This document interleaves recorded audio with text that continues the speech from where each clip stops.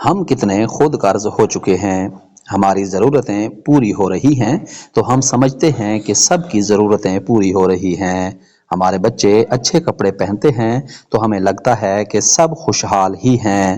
میں آپ سے کسی اچھے کپڑے یا اچھے کھانوں کا سوال نہیں کرتا۔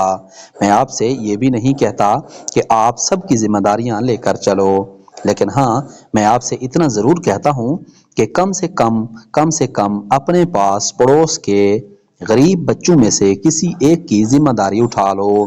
مجھے نہیں لگتا کہ جس طرح ہم اور آپ اپنے بچوں کی ہر خواہشیں پوری کرتے ہیں، اگر ایک بچے کا اضافہ کر لیا تو ہم بھوکے مرنے لگیں گے۔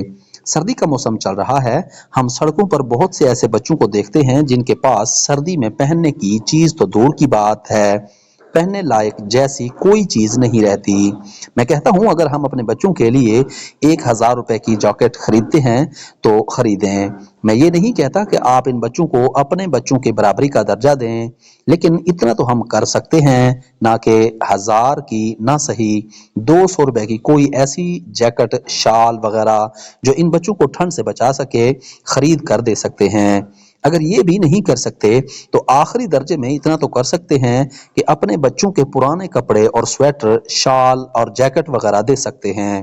اپنے گھر کا بچا ہوا کھانا جو ہم پھینک دیا کرتے ہیں ان کو کھلا تو سکتے ہیں۔